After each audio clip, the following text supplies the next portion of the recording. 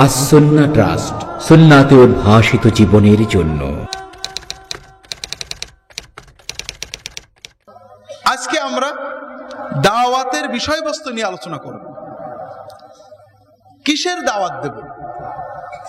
আমি মানুষকে কিসের দাওয়াত দেব?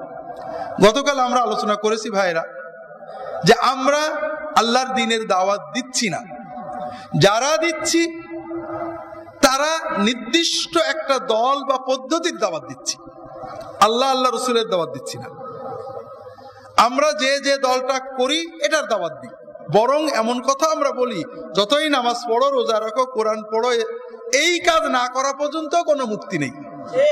কেউ বলছে পীরের মুরিদ না হওয়া পর্যন্ত মুক্তি নেই, কেউ বলছে মানে অমুক দলে না যাওয়া পর্যন্ত মুক্তি নেই, কেউ বলছে অমুক কাজ না করা পর্যন্ত মুক্তি নেই।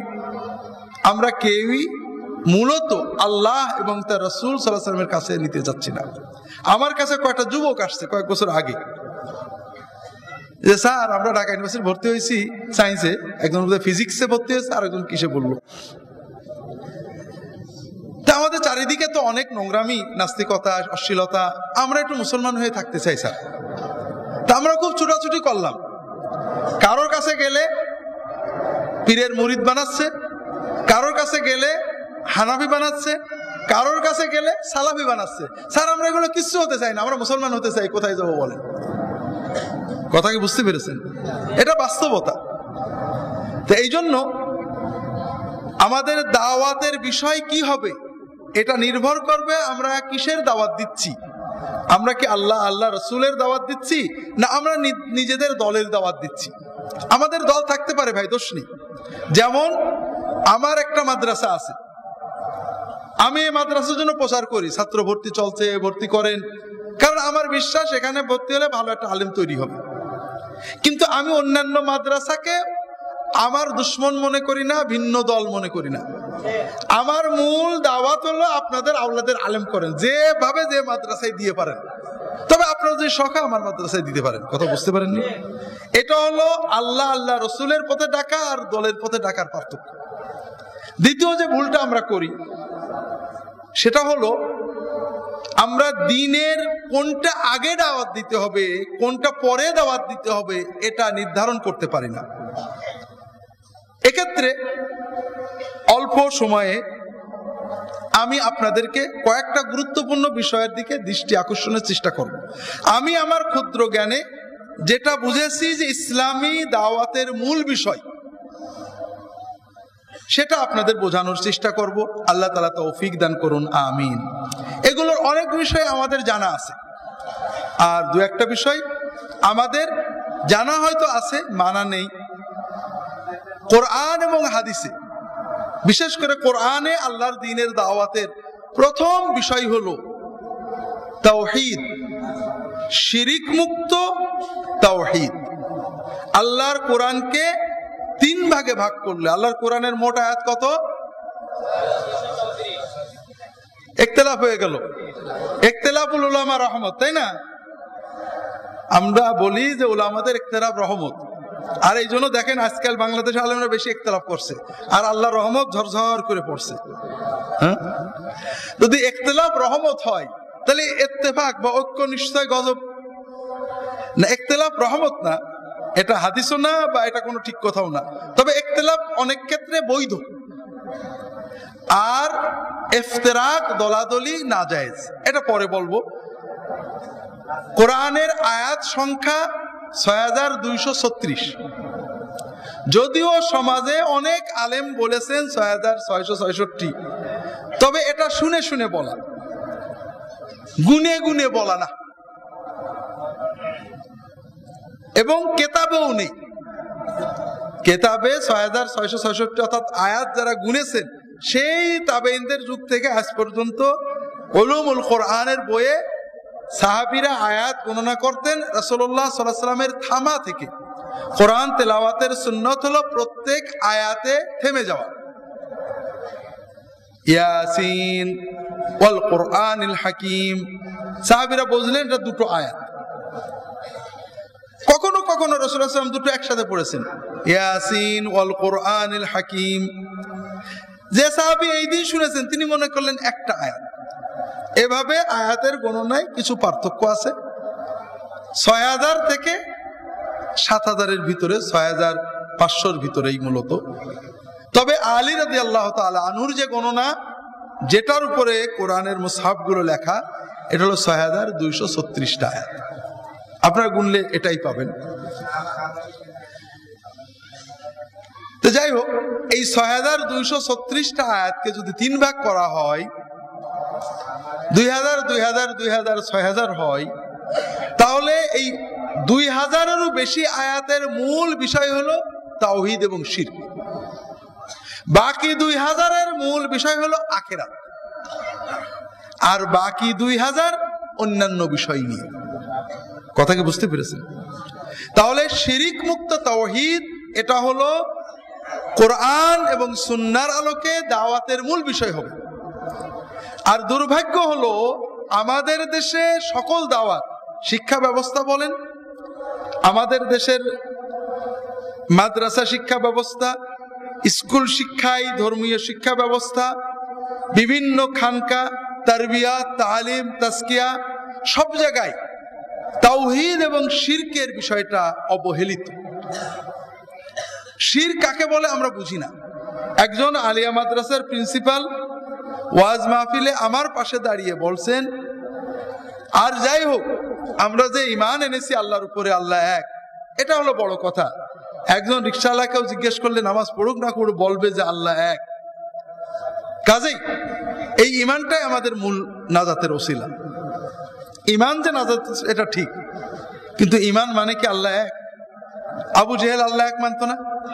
আবু জেহেল মানতো, আল্লাহ এক মানতো, আল্লাহ একমাত্র রব্বুল আলামিন, সবই মানতো।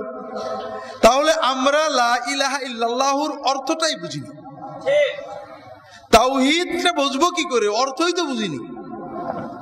আল্লাহ অথবা সৃষ্টিকর্তা এক, এ ব্যাপারে তো অধিকাংশ ধর্মেরই কোনো মতভেদ নেই। মতভেদ তো হলো পূজা, ইবাদত, উপাসনা, আরাধনা কি সরাসরি এক আল্লাহর করব না ভায়া মিডিয়ায় করব, এটা নিয়ে।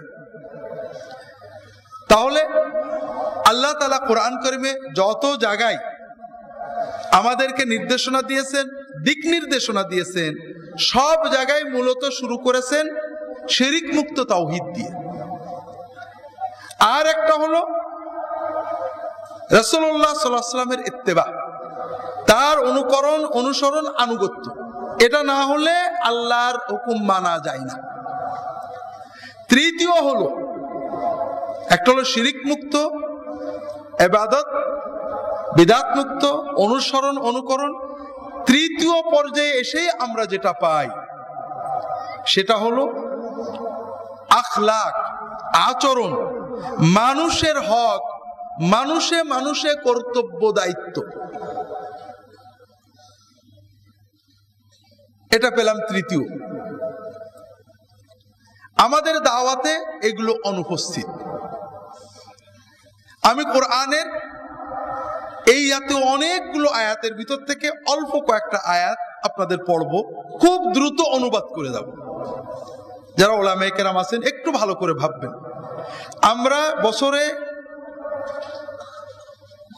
জুমার খুতবা দিই,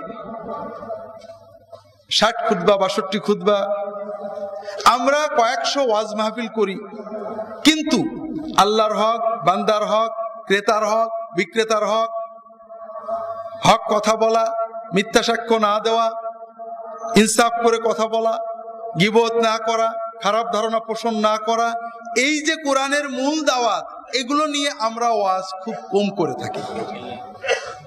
অথচ কোরআন এগুলোর বেশি ওয়াজ করেছে, মুহাম্মদ রাসূলুল্লাহ সাল্লাল্লাহু আলাইহি ওয়াসাল্লাম এগুলোর বেশি ওয়াজ করেছে। এ ব্যাপারে সূরা আনআমে আল্লাহ তাআলা মক্কার কাফেরদের যে দিন, তাদের যে ধর্ম, তাদের যে ইবাদত, এগুলোর ভুল ভ্রান্তি আলোচনা করার পরে আল্লাহর দ্বীনের মূল দিক নির্দেশনাগুলো বলে দিয়েছেন সূরা আনআমের শেষে। এবং এই বিষয়টা কোরআনে অনেক জায়গায় বারবার বলেছে। আল্লাহ তাআলা বলছেন, কুল তাআলাউ আতলু মা হাররামা রাব্বুকুম আলাইকুম। আল্লাহ তুশরিকু বিহি শাইয়্যান ওয়া বিল ওয়ালিদাইনি ইহসানা। আল্লাহ তাআলা বলছেন তোমরা দিনকে আনুষ্ঠানিকতা বানিয়ে ফেলেছো, অনুষ্ঠান সর্বস্ব বানিয়েছো। এইটা জবাই করা যাবে, এইটা যাবে না, এইটা খাওয়া যাবে, এইটা যাবে না, এইটা করা যাবে, এগুলোর নাম দিন না। দিনের মূলনীতি কি আসো আমি বলে দিচ্ছি। তোমাদের রব তোমাদের জন্য কি হারাম করেছেন, কি ফরজ করেছেন, কি নিষেধ করেছেন, কি আদেশ করেছেন আমি তোমাদেরকে বলে দিই, পড়ে পড়ে শোনাই। 1 নম্বর হলো তার সাথে কোনো শিরিক করবে না। 2 নম্বর হলো পিতা মাতার সাথে ভালো আচরণ করবে। তাহলে আল্লাহর শিরিক মুক্ত ইবাদতের পরে আল্লাহ কোরআন কারীমে বারবারই কার কথা বলেছেন? পিতা মাতার কথা। পিতা মাতার পরেই বলেছেন সন্তানের কথা। ওয়ালা তাকতুলু আওলাদাকুম মিন ইমলাক, দারিদ্র্যের ভয়ে তোমাদের সন্তানগুলোকে হত্যা করো না। আরবের কাফেররা দারিদ্র্যের ভয়ে হত্যা করত, তাদের দুনিয়ায় হত্যা করত, আখিরাতে জান্নাতে যাওয়ার সুযোগ থাকতো। আর আমরা বাংলাদেশের মুসলমানেরা সন্তানদেরকে দারিদ্র্যের ভয়ে কোরআন শেখাই না, ইসলাম শেখাই না। কোরআন পড়লে, ইসলাম শিখলে, মক্তবে পড়লে গরিব হয়ে যাবে, ভালো চাকরি পাবে না, এই ভয়ে ওদেরকে দুনিয়াতেও হত্যা করি, আখিরাতে অনন্ত হত্যার ব্যবস্থা করি। আর কোরআনে পারিবারিক জীবনকে সবচেয়ে গুরুত্ব দেওয়া হয়েছে। আমি লম্বা বলবো না। পারিবারিক জীবন রাসূলুল্লাহ সাল্লাল্লাহু আলাইহি ওয়াসাল্লামের দাওয়াতের অন্যতম বিষয় ছিল। স্বামী স্ত্রীর সম্পর্ক কিভাবে তারা চলবে, পিতামাতার সাথে সম্পর্ক, সন্তানদের কিভাবে লালন পালন করতে হবে, এই বিষয়গুলো রাসূলুল্লাহ সাল্লাল্লাহু আলাইহি ওয়াসাল্লামের দাওয়াতের মূল বিষয় ছিল।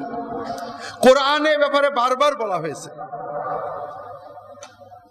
সন্তানের সাথে বন্ধুত্ব, সন্তানের সাথে সখ্যতা, সন্তানকে কাছে রাখা, তাকে সবসময় ভালো গাইডেন্সটা দেওয়া, এটা কোরআনে বিভিন্ন জায়গায় আল্লাহ বলেছেন। সূরা লোকমানে দেখবেন লোকমান আলাইহিস সালাম কিভাবে তার সন্তানকে বুঝিয়েছেন। আমি এগুলো আজকে বলতে পারবো না, কিন্তু খুব ভালো করে খেয়াল রাখবেন দ্বীনি দাওয়াতের মৌলিক বিষয় হলো পারিবারিক বিষয়। কিন্তু দুর্ভাগ্যজনকভাবে আমরা পরিবারের বিষয়টা বলি না। স্বামীর দায়িত্ব, স্ত্রীর দায়িত্ব। আমার খুব ভালো লাগে যখন দেখি শেষ জামানার আলেমদের ভিতরে হযরত আশরাফ আলী থানভী রাহমাতুল্লাহ আলাইহি পারিবারিক জীবন নিয়ে এত সুন্দর লিখেছেন, এবং হুজুর মানুষ হয়ে তিনি নারীদের অধিকার, স্ত্রীদের অধিকার, তাদের সমস্যাগুলো এত সুন্দরভাবে তুলে ধরেছেন। ইসলামের এই দিক নির্দেশনাগুলো এমন সুন্দর করে এই ধরনের কোন বুজুর্গ আর বলেছেন ইদানিং কালের আমার জানা নেই। কিন্তু তার মুরিদ খলিফারাও ওগুলো খেয়াল করেন না, এগুলো তাদের ওয়াজ আলোচনায় আসে না, ইল্লা মাশাআল্লাহ। এরপরে আল্লাহ তাআলা বললেন কি? আল্লাহর তাওহীদ, শিরিক মুক্ত তাওহীদ, পিতামাতা, সন্তান। ওয়ালা তাকরাবুল ফাওয়াহিশা মা যাহারা মিনহা ওয়া মা বাতান, প্রকাশ্য অপ্রকাশ্য অশ্লীলতার কাছেও যাবে না। এটা কোরআনের মূল দাওয়াত, ইসলামের মূল দাওয়াত, সকল ধর্মের মূল দাওয়াত, সকল সভ্যতার মূল চাবিকাঠি। কথা বোঝেন? আজকে কয় তারিখ? 31 তারিখ। 31 তারিখ, তাই না? 31st নাইট বলে একটা রাত আছে, এটা কবে? আজকে, কয়েক ঘন্টা পরে, তাই না? 31st নাইটে আমাদের ছেলেমেয়েরা কি করে? নাচ গান ইত্যাদি করে, তাই না? কেন করে? কারণ একটা বিশ্বাস আছে 31st নাইট 0 আর রাত 12টা যখন বাজে তখন নতুন বছর শুরু হলো। নতুন বছরের প্রথম মুহূর্তটা যদি আনন্দ ফুর্তিতে কাটাই তাহলে আমাদের সারা বছর পড়তে যাবে। এই যে বিশ্বাসটা, এটা ইসলামী বিশ্বাস, তাই না? তবে এটা বিজ্ঞানসম্মত বিশ্বাস নাকি? আমাদের বিশ্ববিদ্যালয়ে আমাদের ছেলেরা আছে, আমাদের ছাত্ররা যারা একটু ধর্মবিরোধী, বিজ্ঞান ভিত্তিক অসাম্প্রদায়িক শিক্ষা ব্যবস্থা চাই। তার মানে কোরআন শরীফ পড়া যাবে না, এসব পড়া যাবে না, বিজ্ঞান ভিত্তিক শিক্ষা চাই। সেই বিজ্ঞান ভিত্তিক বিজ্ঞানে কি বলে, পহেলা বৈশাখে এসো হে বৈশাখ, এসো হে বৈশাখ। বিজ্ঞান তো বলে যে বৈশাখ ডাক দিলে শোনে, ঠিক না? বিজ্ঞান বলে না বৈশাখকে ডাক দিলে শোনে না? আর বৈশাখের তো ক্ষমতা আছে সব জরা জঞ্জাল উড়িয়ে নিয়ে চলে যাওয়া, ঠিক না? আছে না? এটা হলো না ইহুদি নাসারাদেরও না, এটা হলো প্রাচীন প্যাগানিজম, প্রকৃতি পূজা। অতীত যুগে অসভ্য জঙ্গলি মানুষেরা যখন বৃষ্টি হতো না তখন গায়ে কাদা মাখত। আমাদের দেশে একসময় ছিল। তার মানে আমার যখন গায়ে কাদা মাথা থাকবে প্রকৃতি আমাকে বৃষ্টি দিয়ে দেবে, ঠিক আছে না? এই প্রাচীন প্রকৃতি পূজা প্যাগানিজম আমরা ইসলামের সমালোচনা করি, ইসলাম নাকি অবৈজ্ঞানিক। কেউ বলে না যে ইসলামের ভিতরে অবৈজ্ঞানিক কি আছে, কিন্তু বর্বর প্যাগানিজমকে রিভাইভ করছি। যে 31st নাইটের রাত দুপুরে 0 আওয়ারে একটু হাসি ফুর্তি করলে সারা বছরটাই ভালো যাবে, তো খুব ভালো কথা। 31st নাইটে গরম পড়ে না শীত পড়ে? এই প্রচন্ড শীতে বস্তির অনেক গরিব মানুষ, বিশেষ করে শিশুরা কষ্ট পাচ্ছে না? কোন মিডিয়ায় কোন যুব নেতা, কোন সামাজিক নেতা কি বলছেন যে আমাদের নতুন বছর 2015 শুরু করব, ঢাকা ইউনিভার্সিটির, প্রাইভেট ইউনিভার্সিটির, ঢাকার সকল যুবক যুবতীরা তাদের হুইস্কির টাকা জমায়ে, বিয়ারের টাকা জমিয়ে, পেপসির টাকা জমিয়ে, ফ্লেক্সির টাকা জমিয়ে অন্তত 2 জনে মিলে 3 জনে মিলে হলো একটা গরিব শিশুকে একটা শীতের কাপড় কিনে দিয়ে, একটা দরিদ্র পরিবারকে একটা কম্বল কিনে দিয়ে 0 আওয়ারে গরিবের পাশে দাঁড়িয়ে আমরা নতুন বছরটা শুরু করব। এটা কি কেউ বলছে? কারণ এই কথা বললে আমাদের যুবক যুবতী, আমাদের নতুন প্রজন্মের ক্ষতি হবে, ঠিক না ভাই? নষ্ট হয়ে যাবে, আমাদের শিল্প সাহিত্য কৃষ্টি কালচার ধ্বংস হয়ে যাবে, আমাদের স্বাধীনতা সার্বভৌমত্ব বিপন্ন হয়ে যাবে, আমাদের দেশ থেকে দুর্নীতি উৎখাত করা কষ্ট হয়ে যাবে। তাহলে কেন বলছি না? বলছি না তার কারণ হলো এই 31st নাইটের উদ্ভব করা হয়েছে একটা বিশেষ উদ্দেশ্যে, সেটা হলো বাণিজ্যিক সাম্রাজ্যবাদ। সারা বিশ্বের মানুষকে ভোগের নামে উদ্বেলিত করে তাদের সকল সম্পদ ছিনিয়ে নেওয়া, এর দ্বারা 2টো উদ্দেশ্য হাসিল হয়।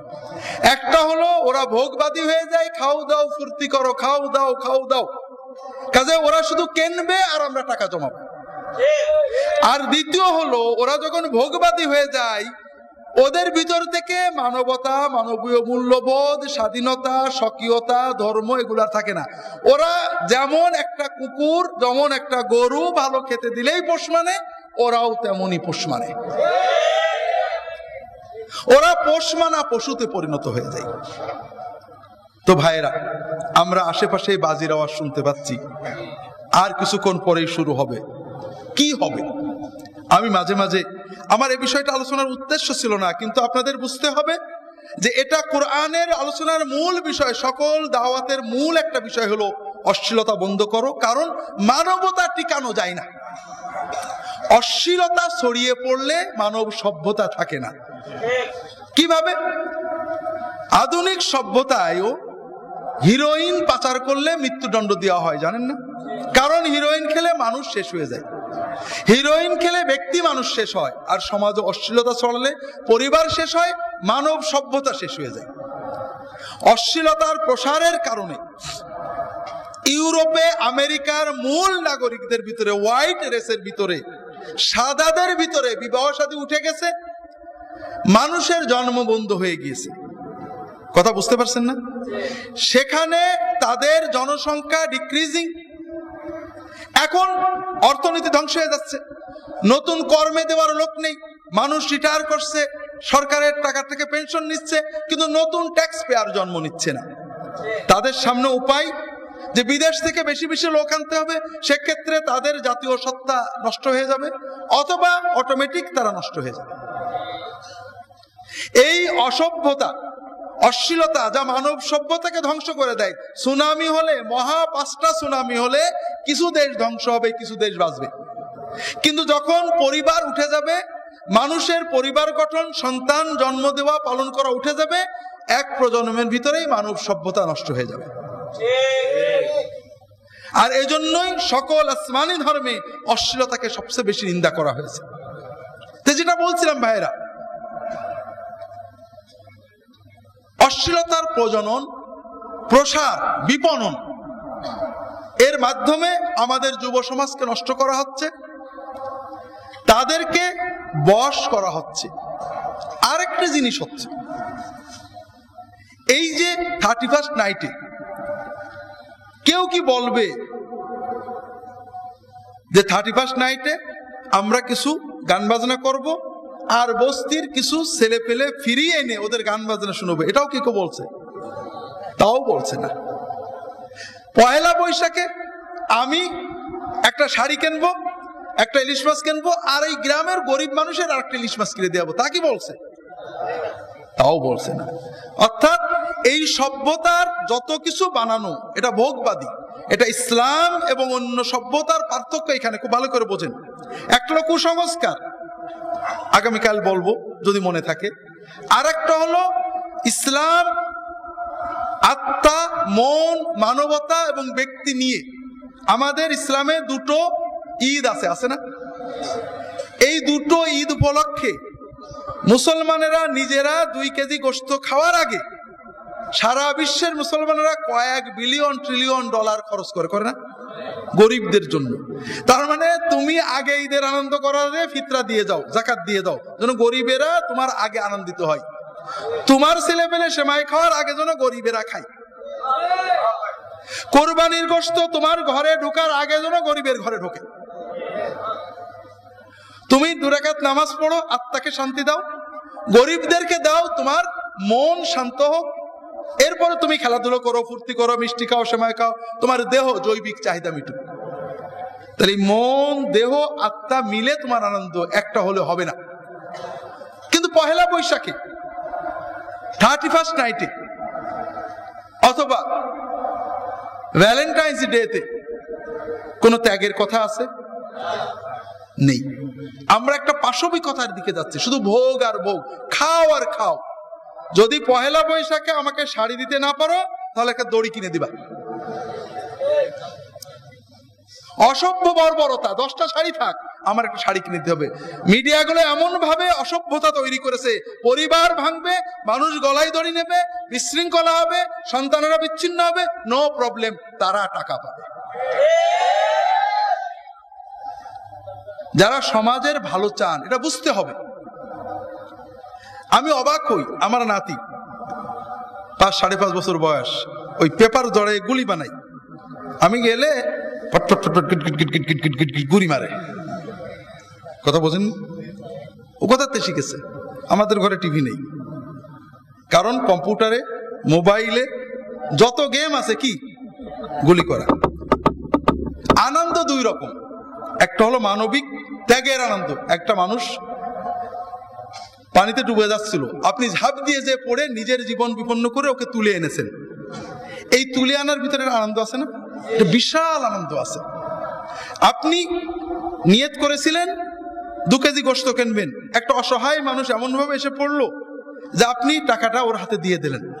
কষ্ট লাগছে, আপনি গোশত কিনতে পারলেন না, কিন্তু খুব একটা আত্মিক তৃপ্তি লাগছে।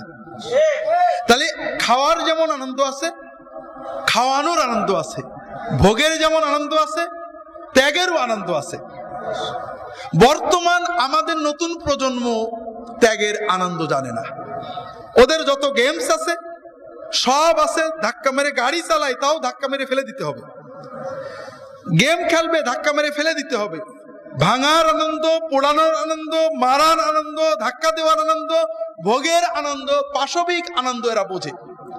কিন্তু বাঁচানোর আনন্দ, ত্যাগের আনন্দ, দানের আনন্দ, এটা এরা বোঝে না।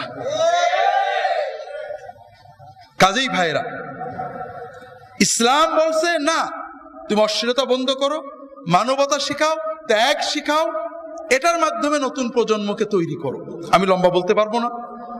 এরপরে আল্লাহ তাআলা বলছেন ওয়ালা তাকতুলুন নাফসাল্লাতী হারামাল্লাহু ইল্লা বিল হক,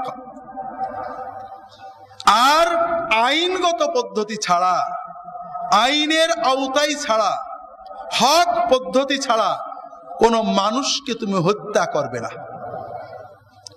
প্রথম আয়াতে 5টা আদেশ, ইসলামের মৌলিক 5টা নির্দেশনা। তাওহীদ, শিরিক মুক্ত তাওহীদ, পিতামাতা, সন্তান, অশ্লীলতার থেকে সর্বোচ্চ দূরত্ব বজায় রাখা, নিজে, সন্তানদের, পরিবারকে, সমাজকে, এবং হত্যা বন্ধ করা। আমরা জানি বর্তমানে হত্যা বেড়েছে না কমেছে? বেড়েছে। কেন বেড়েছে? কারণ এই মিডিয়া, এই গেমস, এই আধুনিক বর্বরতার সভ্যতা আমাদের শুধু হিংস্রতা এবং মেরে ফেলার আনন্দ শিখাচ্ছে। আজ থেকে 20 বছর আগেও কোনো বাঙালি সহজে একটা বাঙালিকে মারতে পারতো না, একটা মানুষ মারতে পারতো না। এখন বন্ধুকে মেরে ফেলছে, সন্তান পিতামাতাকে মেরে ফেলছে না? কারণ তাদের ভিতর থেকে মানবীয় বোধটা আমরা দূর করে দিছি। আর যারা এই মানবীয় বোধ জন্ম দেন তাদের কণ্ঠরোধ হয়ে গেছে। মিডিয়াতে আলেমদের কথা বলার সুযোগ না, আলেমরা গেলে নাকি মৌলবাদী হয়। ভাই, আমাদের একজন ডিসি ছিলেন, বলতেন যে ভাই আমরা যতই দুর্নীতির বিরুদ্ধে বলি ওই তত্ত্বাবধায়কের সময় লোকেরা আমাদের কথা শুনে না, কিন্তু মসজিদে তখন ওযু করে যেয়ে বসে আপনারা একটু যৌতুকের বিরুদ্ধে বললে, দুর্নীতির বিরুদ্ধে বললে মানুষ কিছু ভালো হয়। কথা বোঝেননি? আমার ঝিনাইদহের জেলা জজ বদলি হয়ে গিয়েছেন, আমাকে ডাকছেন একবার একটা প্রোগ্রামে, পছন্দ মহব্বত করে, বলছে ভাই আমাদের জজেদের একটু নসিহত করবেন এই ব্যাপারে, ওরা যেন সৎ থাকে, আল্লাহর ভয় করে। তো কথা প্রসঙ্গে বলছেন যে আসলে আলেম ওলামারা যদি সততার কথা বলতো, রাজনীতিতে আমরা পেপারেই পড়ি, সততার কথা যদি মসজিদে বলতো তাহলে দেশের মানুষ সৎ হতো, এক দুর্নীতিতে ভরে গেল, ভালো মানুষ। আমি বললাম যে দেখেন, আলেম ওলামারা রাজনীতি করলেও লাভ নেই, সততার কথা বলেও লাভ নেই। সমাজের কয়টা মানুষ মসজিদে যায়? দুর্নীতির যারা রাঘব বোয়াল, যারা পুকুর চুরি করেন, মহাসাগর চুরি করেন, তারা কি মসজিদে যান? আর মসজিদের ইমামদের কি কোনো অধিকার আছে দুর্নীতির বিরুদ্ধে বলার? 2 জুমার পরে 3 জুমা বললেই খবর হয়ে গেছে, নিশ্চয় আমাকে মিন করছে, খেদাও। তো যেটা বলছিলাম ভাইরা, উলামায়ে কেরাম হ্যাঁ অশ্লীলতার বিরুদ্ধে বলেন, এটা ঠিক আছে, এটা বলতেই হবে, এটা মানব সভ্যতা বাঁচানোর উপায়। এছাড়া তারা ঘুষের বিরুদ্ধে বলেন, যৌতুকের বিরুদ্ধে বলেন, দুর্নীতির বিরুদ্ধে বলেন, মানুষের অধিকারের কথা বলেন, এবং তাদের কথা এখনো মানুষ বিশ্বাস করে শোনে। ওই হাই প্রোফাইল লক্ষ টাকার দুর্নীতি বিরোধী মঞ্চ করে একটা মানুষও দুর্নীতি মুক্ত হয় না। হাই প্রোফাইল কোটি টাকা ব্যয় করে ইফটিজিং বিরোধী র্যালি করে একটা মানুষ ইফটিজিং বন্ধ করে না। যদি কেউ করে থাকে এই আলেম উলামাদের কথা শুনেই করে, কিন্তু তাদেরও কথা বলার সুযোগ নেই। আবার আলেমরা যতটুকু সুযোগ আছে আমরা কিন্তু বলছিও না। আমরা জিকিরের কথা বলছি, পীরের কথা বলছি, দলাদলির কথা বলছি, অমুক দল খারাপ তমুক দল খারাপ বলছি। দুর্ভাগ্য হলো যে আমরা কোরআনের এই মৌলিক দাওয়াতগুলো আমার যতটুকু ক্ষমতা আছে বলতে হবে, অন্তত আল্লাহর কাছে বলতে পারবো আল্লাহ বলছি। কাজেই বলার সুযোগ নেই বলে আলেমদের চুপ থাকলে হবে না, বলতে হবে ভাইরা। এরপরে দেখেন, তাওহীদের পরে সব কিন্তু মানুষের কথা হচ্ছে, কথা বোঝেননি? মানুষের কথা, সব মানুষের, সমাজের কথা, মানবতার কথা। ওয়ালা তাকরাবু মালাল ইয়াতীমি ইল্লা বিল্লাতী হিয়া আহসানু হাত্তা ইয়াবলুগা আশুদ্দা ওয়া আউফুল কাইলা ওয়াল মিজানা বিল কিসতি লা নুকাল্লিফু নাফসান ইল্লা ওয়াসআহা ওয়া ইযা কুলতুম ফা'দিলু ওয়ালাউ কানা যা কুরবা ওয়া বিআহদিল্লাহি আউফু যালিকুম ওয়াসাকুম বিহি লাআল্লাকুম তাযাক্কারুন। এতিমের মালের কাছেও যাবে না রক্ষণাবেক্ষণ এবং উন্নয়নের প্রয়োজন ছাড়া, কারণ সমাজে এতিমরা দুর্বল, তাদের সম্পদ রক্ষা করা এটা আমাদের অন্যতম কোরআনের এটা মৌলিক নির্দেশনা। এতিমের কথা বলুন, এতিমের সম্পদ রক্ষার কথা বলুন, এতিমের খেদমতের কথা বলুন, সেবার কথা বলুন, এটা আমাদের অন্যতম বড় দাওয়াত। দ্বীনের মানদণ্ড আমরা একজন লোক দাড়ি কাটলে তার প্রতি যতটুকু বিরক্ত হই, এতিমের জমি লেখা নেছে তারপরে কিন্তু অত বিরক্ত হই না। ঠিক আছে তো? দাড়ি কাটা বেশি অপরাধ না, এতিমের সম্পদ কেড়ে নেওয়া বেশি অপরাধ? আমাদের বুঝতে হবে ভাইরা, দুটোই হারাম, কিন্তু পার্থক্য আছে। ওয়াইদা কুলতুম ফাআদিলু, কথা যখন বলবে ইনসাফ করে বলবে। ওয়ালাউ কানা যা কুরবা, তোমার আত্মীয়ের বিরুদ্ধে যাক, দলের বিরুদ্ধে যাক, তুমি যেটাকে সত্য মনে করো, যেটাকে সাদা মনে করো, যেটাকে কালো মনে করো, তোমাকে বলতে হবে তোমার কথা আল্লাহ শুনছেন। ওয়াবে আহদিল্লাহি আউফু, যত চুক্তি, এগ্রিমেন্ট, কন্ট্রাক্ট আছে পূর্ণ করো, কোনো এগ্রিমেন্ট যেন ভঙ্গ না হয় কোনো মুসলমান দ্বারা। এটাও সমাজের কাজ। কোরআনে অন্যান্য জায়গায় বারবার এগ্রিমেন্টের ব্যাপারে বলা হয়েছে। কয়টা গেল? প্রথম আয়াতে 5টা, পরের আয়াতে 4টে। মনে আছে কিনা দেখেন? 9টা। প্রথম আয়াতে 5টা, তাওহীদ, পিতামাতা, সন্তান, অশ্লীলতা, খুন। আর পরের আয়াতে এতিম, ওজন ঠিক করে দেওয়া, কথা বললে ইনসাফ করে বলা, আর এগ্রিমেন্ট পূর্ণ করা। কয়টা হলো? 9টা হলো মোট। দশম, ওয়ান্না হাযা সিরাতী মুস্তাকীমান ফাত্তাবিউহু ওয়া লা তাত্তাবিউস সুবুলা ফাতাফাররাকা বিকুম আন সাবিলি যালিকুম ওয়াসাকুম বিহি লাআল্লাকুম তাত্তাকুন। তৃতীয় আয়াতে একটাই ওসিয়ত, যে এই আমার পথ, আল্লাহ রাসূল সাল্লাল্লাহু আলাইহি ওয়াসাল্লামের পথ, এটাই হলো সিরাতে মুস্তাকিম। তোমরা আমার পথে থাকো, আমার পিছনে থাকো, ডানে বেয়ে যেও না, তাহলে তোমরা দলাদলি ফিরকাবাজির ভিতরে পড়ে যাবে। ফাতাফাররাকা বিকুম আন সাবিলি। কথা বুঝতে পারেননি? এখানে দুটো জিনিস আল্লাহ আমাদের জানালেন। একটা হলো সিরাতে মুস্তাকিম, রাসূলুল্লাহ সাল্লাল্লাহু আলাইহি ওয়াসাল্লামের পথের উপরে থাকতে হবে। আর এখান থেকে ডানে বায়ে গেলেই একটা কঠিন হারামে আমরা পড়ব, যেটা হলো তাফাররুক, বিভেদ, দলাদলি। আর এই দলাদলির বিষয়টা আজকে আপনাদের কাছে বলার জন্য আমি একটা ইরাদা করেছি। কারণ আমার কাছে মনে হয় কোরআন হাদিস নির্দেশিত সবচেয়ে বড় ইবাদত, সেই ইবাদতটার নাম হলো জামাত। ইবাদতটার নাম কি? জামাত আল্লাহর ফরজ ইবাদত। জামাত নষ্ট করা হারাম। জামাত মানে দল, ঠিক না ভাই? জামাত মানে কি? এই দল দিয়েই যত গোল। জামাত মানে দল নয়। আমরা জামাত শব্দটার অর্থই ঘুরিয়ে ফেলেছি, অর্থ বিকৃত করে ফেলেছি। জামাত মানে হলো ঐক্য। জামাত মানে কি? ঐক্য। জামা ইয়াজমাউ জামআন জামাআতান মানে এক করা, এক হওয়া, একত্রিত হওয়া। জামাত আল্লাহর কোরআন নির্দেশিত, রাসূলুল্লাহ সাল্লাল্লাহু আলাইহি ওয়াসাল্লামের হাদিস নির্দেশিত ফরজ ইবাদত। মুসলমানদের ঐক্যবদ্ধ থাকা।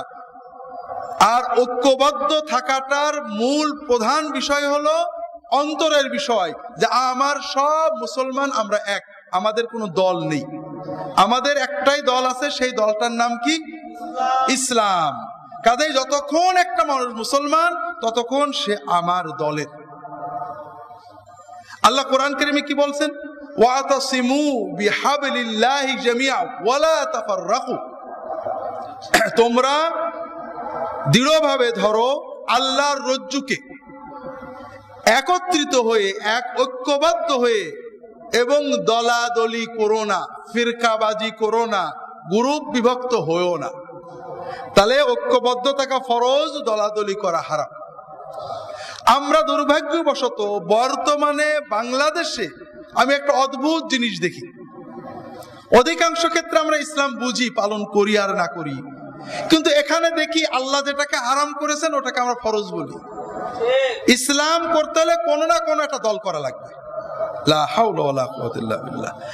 আল্লাহ বললেন কোন দল করো না, তোমার দল ইসলাম। দলহীন ভাবে, ঐক্যবদ্ধ ভাবে আল্লাহ রজ্জুকে ধারণ করো, দলাদলি করো না। আর আমরা বললাম দল দল হতেই হবে, কোনো না কোনো এক দলে যাইতে হবে। পার্থক্য বোঝেন? কর্মের জন্য আপনারা 5টা মানুষ আছেন, একত্রিত হয়েছেন, এক জায়গা হলে একজনকে আমির বানিয়েছে, এটা ভিন্ন কথা। এটা একটা কাজের জন্য মানুষ এক জায়গা হওয়া। কিন্তু ইসলাম যে জামায়াত বা ঐক্যের নির্দেশ দেওয়া হলো, সেটা হলো সারা উম্মতের ঐক্য, অন্তরে সব মুসলমান এক, এই বিশ্বাস থাকা। তাহলে আল্লাহ কি বললেন? আবারও শেষ করার আগে এটা একটু আমরা আলোচনা করে যাই। এই ঐক্যটা হবে কিসের ভিত্তিতে? ওয়াতাসিমু বিহাবলিল্লাহ। হাবল মানে রশি, আল্লাহ মানে আল্লাহ। আল্লাহর রশ্মিকে তোমরা ঐক্যবদ্ধ ভাবে ধরো। আল্লাহ রশি কি? হাদিস শরীফে ব্যাখ্যা এসেছে, বারবার রাসূলুল্লাহ সাল্লাল্লাহু আলাইহি ওয়াসাল্লাম বলে দিয়েছেন যে আল্লাহর রশি, আল্লাহর রজ্জু হলো কি? আল কোরআন। আল্লাহর রজ্জু কি? আল্লাহর রজ্জু কি ভাই? কোরআন। তাহলে আমাদের ঐক্যটার ভিত্তি হবে কি? কোরআন। হানাফি মাযহাবের ভিত্তিতে ঐক্য হতে হবে, ঠিক না ভাই? চার মাযহাবের ভিত্তিতে ঐক্য হতে হবে, ঠিক না? আহলে হাদিসের ভিত্তিতে ঐক্য হতে হবে, ঠিক না? তরিকাপন্থীদের ভিত্তিতে ঐক্য হতে হবে নাকি? ঐক্য কিসের ভিত্তিতে হবে? কোরআন। সব থাকবে মুসলমানের ভিতরে মতভেদ, দ্বিমত, ত্রিমত, চারমত, ভিন্ন মত, এগুলো মানবীয় প্রকৃতি, থাকতেই হবে। একজন বলছে মুসলমানদের ভিতরে এত দলাদলি কেন? আসলে আমরা জানি না, সব ধর্মে সব গোষ্ঠীতেই দলাদলি আছে। যত বড় হবে তত বেশি বাড়ে, ঠিক না ভাই? ঠিক। হ্যাঁ, তবে আমি বললাম, বা আলেম উলামারাও বলেন, যে একটা কলসের ভিতরে 4টে বড় বড় মরা রুই মাছ আছে, ভিজিয়ে রাখা আছে, কোনো শব্দ হবে নাকি? শব্দ হবে। কিন্তু 4টে জেতা ছোট ছোট কই মাছ আছে, হ্যাঁ, শব্দ হবে না? কারণ ওরা তো নড়াচড়া করবে। তো ইসলাম হলো গবেষণামুখী, জীবন ঘনিষ্ঠ ধর্ম। আর যেখানে গবেষণা আছে সেখানে ভিন্ন মত হবে। এই ভিন্ন মতটা অবৈধ না, কিন্তু ভিন্ন মতের মানুষকে ভিন্ন দল মনে করা এটা অবৈধ। এজন্য আল্লাহ বললেন তোমাদের ঐক্যের ভিত্তি হলো কোরআন। অন্তত একজন মানুষ কোরআন নির্দেশিত ঈমান, আকীদা, ফরজ, ওয়াজিব পালন করে, আমি তার ভাই, আমি তার সাথে একমত। এরপরে আল্লাহ কি বলেন? আযকুরু নি'মাতাল্লাহি আলাইকুম ইয কুনতুম আদাআন। আল্লাহ বললেন আল্লাহর নিয়ামত, বড় নিয়ামত তোমাদের উপরে কি? যে তোমরা শত্রু ছিলে পরস্পরে। ফাআল্লাফা বাইনা কুলুবিকুম ফাসবাহতুম বিনি'মাতিহি ইখওয়ানা। তোমাদের অন্তরের ভিতরে পরস্পরের মহব্বত দিয়ে দিল, উলফত দিয়ে দিল। ফাসবাহতুম বিনি'মাতিহি ইখওয়ানা, তোমরা ভাই ভাই হয়ে গেলে। তাহলে ইসলামের এই যে ঐক্যের ইবাদতের আরেকটার নাম হলো ভ্রাতৃত্ব। কি জিনিস? আমরা সকল মুসলমান কি ভাই। আমি গতকাল আপনাদের বলেছিলাম ভাইরা, আমরা যখন সাহাবীদের যুগে তাকাই, যারা আমাদের মডেল, তাদের যুগে ফিকহি ইখতিলাফ ছিল।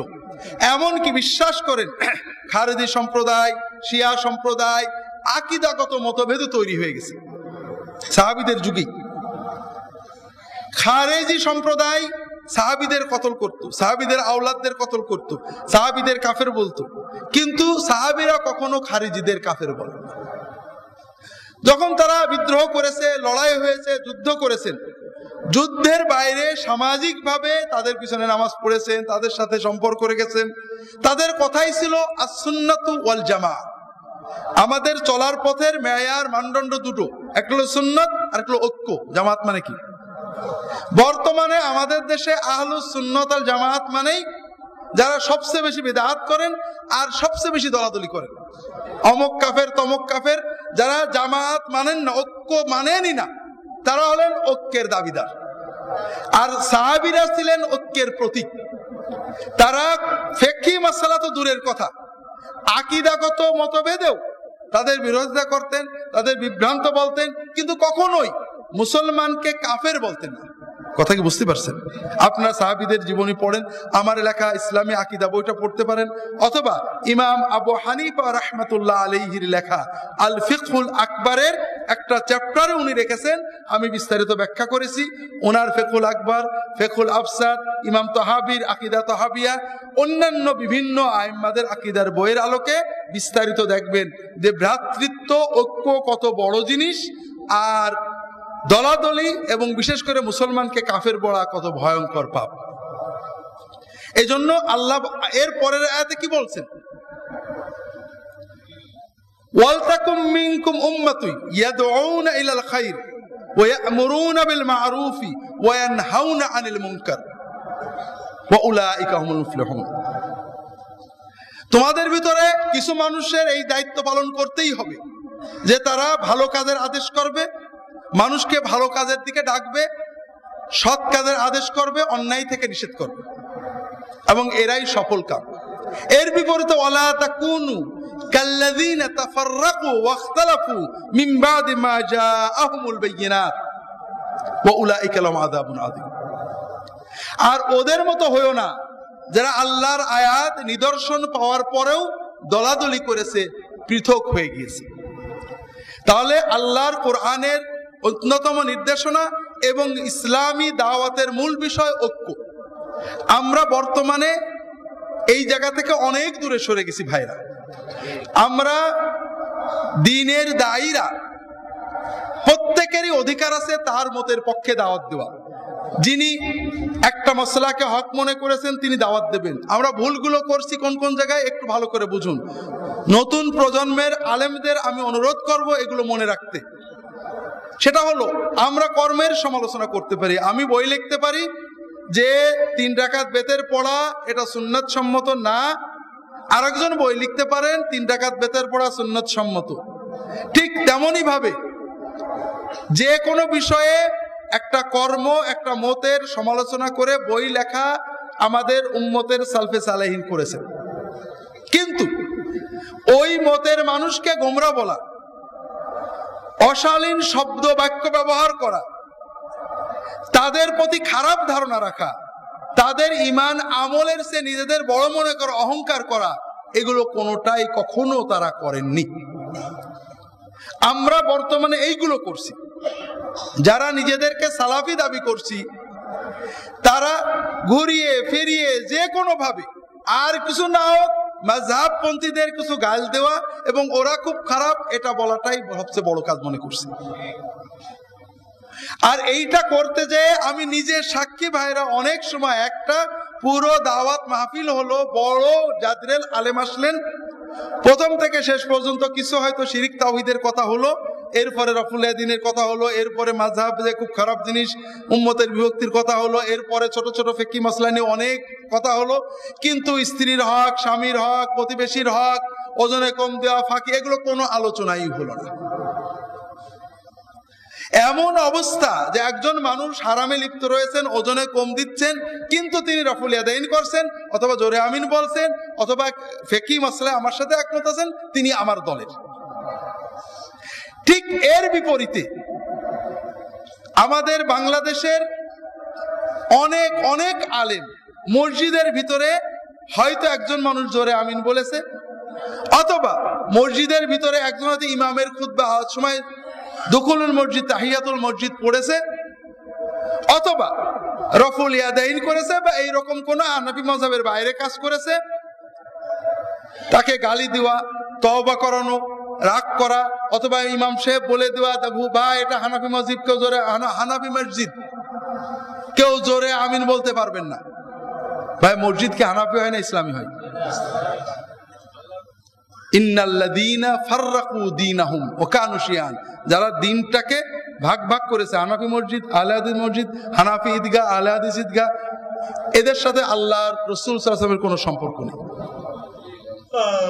সাহাবীদের যুগ থেকেই মানুষেরা ভিন্ন ভিন্ন মত পোষণ করেছেন।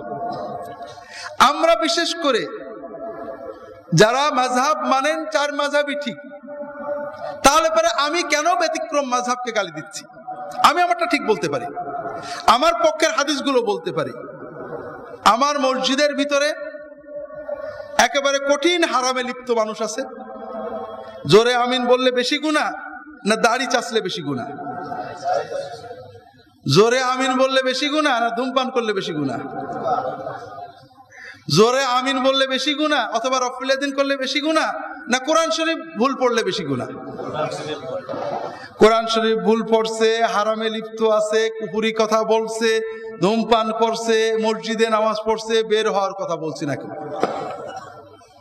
আকার ইঙ্গিতও বলছি না, প্রকাশ্যও বলছি না, কিন্তু একজন লোক জোরে আমিন বলল, রফুল ইয়াদিন করলো, আমি মসজিদ থেকে বের করে দিলাম, তার বিরুদ্ধে বিশাল ওয়াজ মাহফিল করে দিলাম। এই যে ধারা বর্তমানে চালু হয়েছে, আমি যাদের কাছেই যাই প্রান্তিকতা সেখানে দেখতে পাই। যারা হাদিসের নাম বলছেন তাদের ভিতরেও প্রান্তিকতা, ওই একই অবস্থা। ঘুরিয়ে ফিরিয়ে সহিহ হাদিসগুলোকে জয়ীফ বানিয়ে ফেলা। ঈদের তাকবীরের 12 তাকবীর 6 তাকবীর সব হাদিস সহিহ, শেখ আলবানিও বলেছেন সহিহ। এখনো অনেকে বই লাগছে না সব জয়ীফ, 12 তাকবীর ছাড়া কোনো হাদিস নেই। ঘুরিয়ে ফিরে সহিহ হাদিসগুলোকে জয়ীফ বানানো হলো। হানাফিরাও যা করছে, আহলে হাদিসরাও তাই করছে, শাফিঈরাও তাই করছে, একই কাজ করছে। আবার জয়ীফ হাদিসকে জোর করে সহিহ বানানো। আমার অনুরোধ হলো ভাইরা, এগুলো সব আমরা করি। ফিকহি মতভেদ থাক, আকীদার মতভেদ থাক, মুসলমানকে ভালোবাসি, কর্মের মতের সমালোচনা করি, কিন্তু আলেমদের প্রতি আমাদের শ্রদ্ধাবোধ নিটুট থাক। কথা কি বুঝতে পেরেছেন?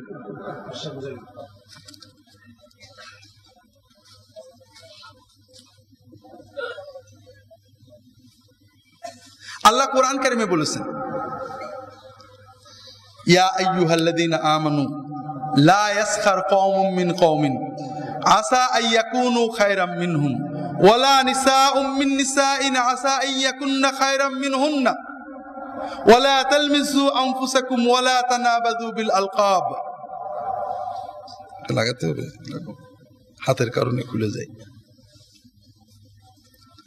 আল্লাহ বলছেন, হে মুমিনরা, এক দল আরেক দলের উপহাস করবে না, অবজ্ঞা করবে না, খুঁচা মেরে কথা বলবে না, বিভিন্ন উপাধি দেবে না, কারণ এগুলো পাপ। আর ঈমান আনার পরে পাপে লিপ্ত হওয়া খুব খারাপ। আর যে তওবা করবে না তারাই হলো জালেম। এরপরে আল্লাহ বললেন, ইয়া আইয়ুহাল্লাযীনা আমানু ইজতানিবু কাসীরাম মিনায-যন্ন ইন্না বা'দায-যন্নি ইসম। হে ঈমানদারেরা, তোমরা ধারণা, আন্দাজ, সন্দেহ ভিত্তিক কোনো কাজ করো না, কথা বলো না, কারণ এগুলো অনেক সময় গুনাহ, মহাপাপ। আর পরের দোষ খুঁজে বেড়াও না। পারিবারিক জীবনে, সামাজিক জীবনে, সকল ক্ষেত্রে সন্দেহ করা, দোষ খুঁজা হারাম। পরিবারগুলো ভাঙে কেন? স্বামী স্ত্রীকে সন্দেহ করে, স্ত্রী স্বামীকে সন্দেহ করে, আর সন্দেহ হারাম। আপনি উদাহরণ, সন্দেহ করে কাউকে ভালো করতে পারবেন না, ও যদি খারাপ হয় আপনি ভালো করতে পারবেন না। কাজেই ভালো মনে করে আপনি ভালো বিশ্বাস নিয়ে থাকেন।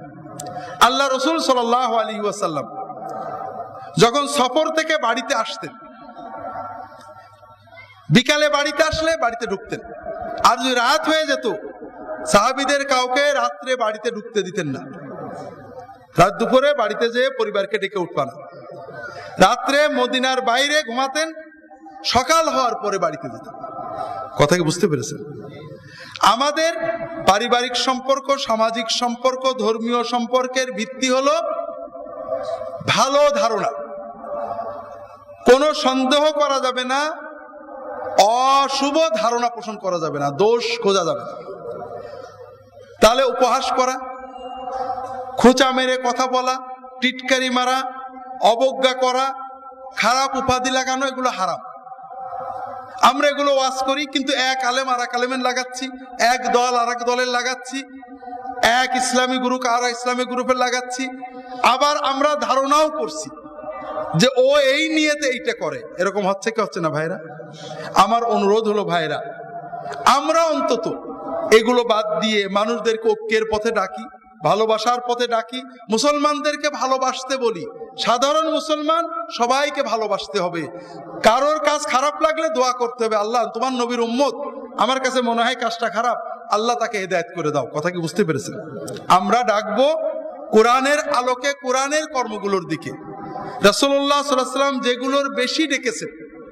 তো ভাইরা, আমার অনুরোধ হলো, দাওয়াতের উপরে আর আগামীকাল বলবো না। আগামীকাল রবিউল আওয়ালের উপরে বলার ইচ্ছা আছে। রবিউল আওয়ালই শুধু না, এই বছরে রবিউল আওয়াল আর ডিসেম্বর একসাথে হয়েছে, ঠিক না? ঠিক। হ্যাঁ, আগামী বছরে বড়দিন, আর বড়দিনকে আরবিতে বলে ঈদে মিলাদুল মাসিহ, ঈদে মিলাদুন নবী, আর কি ওদের নবী। আর ওদের ঈদে মিলাদ থেকেই আমাদের ঈদে মিলাদের উৎপত্তি। আগামী বছরে দুটো এক জায়গায় পড়ে দেবে ফিরাই, কথা বলছেন না?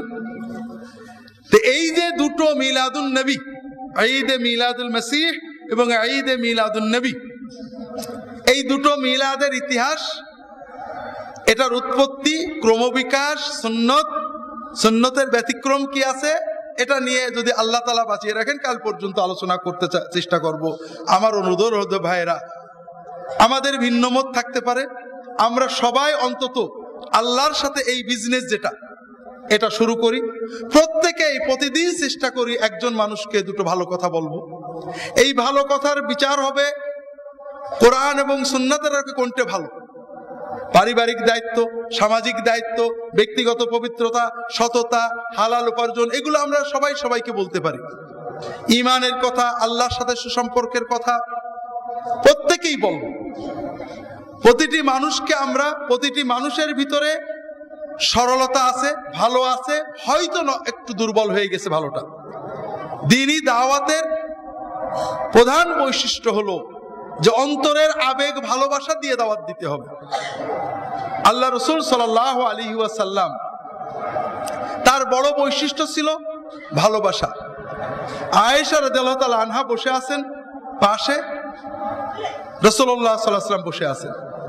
ইহুদিরা এসেছে, এসে সালাম দিচ্ছে, আসসালামু আলাইকা, আসসালামুনা, সাম, আপনার মরণ হোক। আয়েশা বলছেন ওয়ালাইকুম আসসালাম ওয়া লানা, আয়েশা বললেন তোমাদের মরণ হোক, তোমাদের অভিশাপ হোক।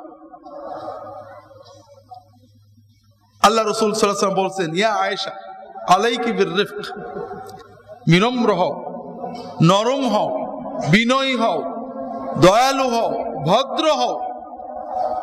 ফাইন্নাহু মা জাআলাল্লাহু রিফকা ফি শাইইন ইল্লা জানাহু, বিনম্রতা, ভদ্রতা, শালীনতা যেখানেই আছে সেটাকেই আল্লাহ সৌন্দর্য মণ্ডিত করেছেন। ওমা নাযা মিন শাইইন ইল্লা শানাহু, আর যেটাই বিনম্রতা, দয়া, আদব, ভদ্রতা থেকে মুক্ত সেটাই খারাপ, সেটাই নোংরামি, সেটাই ময়লা। আয়েশা বললেন ইয়া রাসূল, আপনি শোনেননি ওরা কি নোংরা কথা বললো? না, আমি শুনেছি, আমি শুনছি এবং আমি ছোট্ট একটা কথা বলছি, ওয়া আলাইকুম, ওয়া আলাই, তোমাদের উপরে। কথা বোঝেননি? দেখেন নমুনা, দেখেন আমাদের রাগ হবে, অস্থিরতা আসবে বাজে কথা শুনে, কিন্তু না, তুমি বিনম্র হও, নরম হও, ভুলে যাও, ওর যে কথাটুকু বললে হয় সেটা বলে দাও, তোমার বেশি বলে রাগ প্রকাশ করার দরকার নেই। বিশ্বের সবচেয়ে বড় তাগুত ফেরাউন একজন, ঠিক না? ফেরাউনের কাছে আল্লাহ পাঠাইছিলেন মূসা আলাইহিস সালামকে, আল্লাহর শ্রেষ্ঠ নবীদের একজন। তাকেও কি বললেন? ফাকুলা লাহু কওলাল লাইয়িনা লাআল্লাহু ইয়াতাযাক্কারু আও ইয়াখশা, নরম কথা বলবা, হয়তো তোমার নরম কথার কারণে ওর অন্তরটা নরম হতে পারে। আর এই নরম কথা সবার ক্ষেত্রে, যাকে ডাকছেন তাদের ক্ষেত্রে, আলেম ওলামাদের ক্ষেত্রে, বিরুদ্ধবাদীদের ক্ষেত্রে। আর এই যে ঐক্য বজায় রাখা, সবার সাথে মহব্বত বজায় রাখা, এইটাকে কিন্তু আল্লাহ তাআলা কোরআন কারিমে দ্বীন কায়েম বলে অভিহিত করেছেন। খুব ভালো করে এটা দিয়ে আমি আমার কথা শেষ করব ইনশাআল্লাহ। অল্প কিছু সময় আছে, আরো আলেম ওলামারা আসবেন। আল্লাহ তাআলা কোরআন কারিমে কি বলছেন? শারা লাকুম মিনাদ-দীনি মা ওয়াসা বিহি নূহা ওয়াল্লাযী আওহাইনা ইলাইকা ওয়া মা ওয়াসাইনা বিহি মূসা ইব্রাহিম ওয়া মূসা ওয়া ঈসা আন আকিমুদ-দীনা ওয়া লা তাতাফাররাকু ফি। আল্লাহ তাআলা বলছেন, আল্লাহ তোমাদের জন্য একটা দিন বিধিবদ্ধ করেছেন, যে দিনটা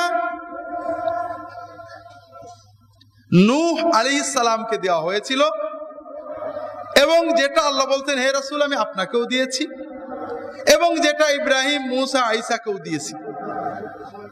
আর সেই দিনটা কি? সেই দিন হলো, সেই শরিয়া হলো আন আকিমুদ্দিন, দিনটাকে কায়েম করো, ওয়ালা তাতাফাররাকু ফিহি, দলাদলি করো না। সাহাবীগণ, তাবেঈগণ এই জন্য বারবার বলেছেন ইকামতে দ্বীন অর্থ ঐক্যবদ্ধ থাকা। আর দিন কায়েম নষ্ট করার অর্থ দলাদলি করা। কারণ আল্লাহ বললেন আকিমুদ্দিন ওয়ালা তাতাফাররাকু ফিহি, দিনকে কায়েম রাখো, দলাদলি করো না, বিভক্ত হও না, দলাদলির ভিতরে যেও না।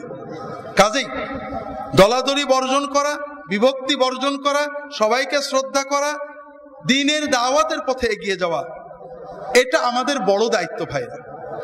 যেহেতু দাওয়াতের বিভিন্ন উপকরণ রয়েছে, মৌখিক দাওয়াত যেমন দাওয়াত, মাদ্রাসা তেমন দাওয়াত, কোরআনের দর্স দাওয়াত, মসজিদ ভিত্তিক দর্স দাওয়াত, ময়দানে যাওয়া দাওয়াত।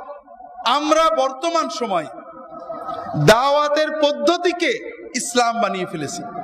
যারা দল ধরে, গ্রুপ ধরে দ্বীনের দাওয়াতে বেরোচ্ছেন তারাও দাওয়াত দিচ্ছেন, যারা ওয়াজের মাধ্যমে দাওয়াত দিচ্ছেন তারাও দাওয়াত দিচ্ছেন, যারা রাজনৈতিক ময়দানে দাওয়াত দিচ্ছেন তারাও দাওয়াত দিচ্ছেন, লিখনির মাধ্যমে দাওয়াত দিচ্ছেন তারাও দাওয়াত দিচ্ছেন।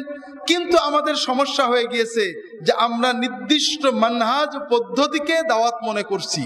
আসলে দাওয়াত মানে আল্লাহর কথাটা মানুষের কাছে পৌঁছে দেওয়া, বাকি সব উপকরণ। কাজেই যারা যেভাবে দাওয়াত দিচ্ছেন আলহামদুলিল্লাহ, আসেন না আমরা একটু উন্মুক্ত হয়ে প্রত্যেকের কাছে প্রতি মাসে কয়েকজনকে নিয়ে আল্লাহর মসজিদে নিয়ে যায়, নামাজের দাওয়াত দিয়ে স্ট্রিট দাওয়াত শুরু করেন। রাস্তায় দাঁড়িয়ে থাকেন মানুষ, ভাই 5টা মিনিট কথা বলবো, ভাই আপনাকে নিয়ে আমি একটু জান্নাতে যেতে চাই, দুটো কথা কি শুনবেন? আল্লাহর দ্বীন সহজ। আল্লাহ রাসূল সাল্লাল্লাহু আলাইহি ওয়াসাল্লাম বলছেন বাশশিরু ওয়ালা তুনাফিরু ওয়ায়াসসিরু ওয়ালা তুআসসিরু, তোমরা সুসংবাদ দেবে মানুষকে, ভয় দেখাবে না, সহজ করবে, কঠিন করে দিও না। আল্লাহর দ্বীন সহজ, আল্লাহর কাছে গুনার মাপ পাওয়া সহজ, তওবা করা সহজ, আল্লাহর পথে ফিরে আসা সহজ, আল্লাহর ওলি হওয়া সহজ, শুধু আপনার আন্তরিকতা এবং চেষ্টা। এবং এটা সবই আমাদের জন্য, এটা করলে আমরা উপকৃত হব, আর না করলে আমরা ক্ষতিগ্রস্ত হব। এটা হলো মূল থিম। আল্লাহ কোরআন কারীমে বলছেন ওয়ালাকাদ আতাইনা লুকমানাল হিকমাতা আনিশকুর লিল্লাহ, আমি লোকমানকে প্রজ্ঞা দিয়েছিলাম যে তুমি আল্লাহর জন্য কৃতজ্ঞতা প্রকাশ করো, আল্লাহর প্রতি কৃতজ্ঞ হও, আল্লাহর প্রতি শুকরিয়া জানাও।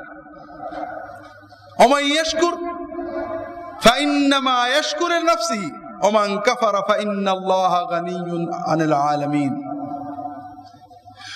যদি কেউ কৃতজ্ঞতা প্রকাশ করে, আল্লাহর প্রতি কৃতজ্ঞ হয়, তার নিজের উপকার হবে। আর যদি কেউ অকৃতজ্ঞ হয় তাহলে আল্লাহর কিছু আসে যায় না। কথা কি বুঝতে পেরেছেন হাজিরিন? আল্লাহর প্রতি কৃতজ্ঞতা এটা আমার কল্যাণ। মায়ের প্রতি ভালোবাসা, মাকে যখন হৃদয় দিয়ে ভালোবাসি, মার জন্য মায়া লাগে, মার জন্য চোখে পানি আসে, এটা কি আমার অন্তরের মজা না মায়ের অন্তরের মজা?